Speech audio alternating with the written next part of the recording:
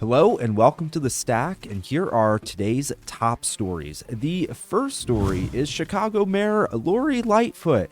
Yes, you know Lori Lightfoot. She is always saying something crazy or dressing up in a ridiculous costume to take care of the people of Chicago when they're not getting murdered. So she is getting a lot of blowback, rightfully so, after she issued a statement on Twitter. She said, "To my friends in the LGBTQ plus community, the Supreme Court is coming for us next. This moment has to be a call to arms." Now, of course, this call to arms got a lot of blowback on Twitter. Lots of conservatives said, is Lori Lightfoot calling for violence? A call to arms, remove Lori Lightfoot for inciting violence. Folks compared what would happen if a Republican or a conservative said something similar to this. And also her statement is just so off base. I mean, no one is coming for the LGBT community unless, we are talking about stopping kids from being groomed. But this idea that the Supreme Court is going to come for the LGBT community or the right is going to come for the LGBTQ community is just insane. Lori Lightfoot is totally off base. And so she wants to make Chicago a haven for abortion. So in Chicago, not only if you travel there will you maybe be murdered because the crime rate is so bad, but you'll also be able to travel to Chicago to kill your child. So that's what Chicago is. It's a leftist dystopian hell.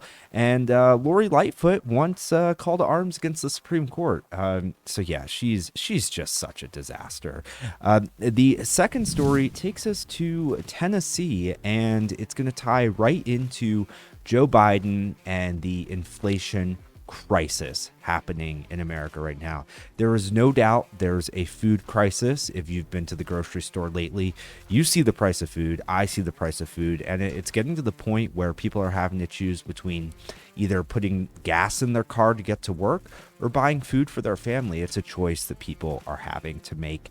So this man in Tennessee is basically bringing the grocery store to his house by farming his own fish and growing his own vegetables. He recognizes the price of foods, and he can't afford to buy it. And he's either having to put gas in his car or choose to eat. And again, no one wants to have to make that decision. So this man put a 1,000-gallon water tank in his backyard, and he filled it with 100 bluegill fish, and he's hoping the fish will grow to 3 pounds by September, so they'll be big enough to feed him and his wife. He's also growing asparagus and other vegetables in his backyard, and he even is starting to bring bees to his property so he can have honey. So it is cool to see people living off the land again. One thing America has lost, people in America have lost, is the ability to live off the land, to cultivate the land, God's gifts that have been given to us.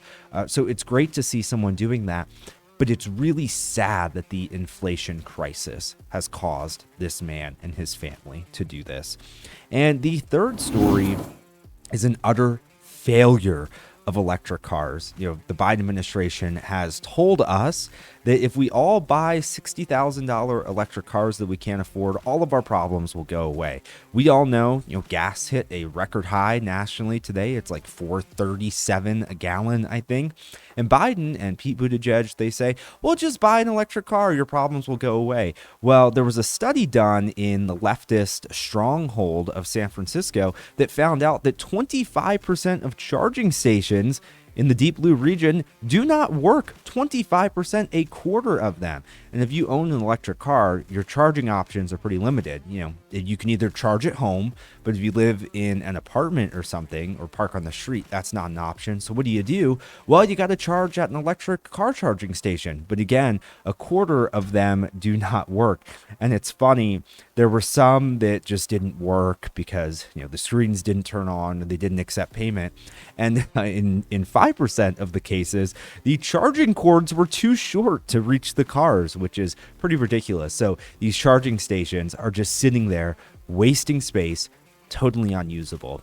And, this is San Francisco. So, of all places in the country, this deep blue place where they want us to go green and drive electric cars, you would think the infrastructure would be the best there. So, really, this study just shows that America is not prepared to fully transition to electric cars. And it's a really dumb idea from the Biden administration to tell us that we all need to drive electric cars to solve our problems. If you want to stay up to date on the latest stories on electric car failures, the latest on Biden's inflation crisis and gas prices, if you want to see the latest crazy thing that Lori Lightfoot has said, head to westernjournal.com to never miss the next big story. Thank you so much for watching today. Please be sure to like and subscribe to the Western Journal so you never miss an episode of The Stack.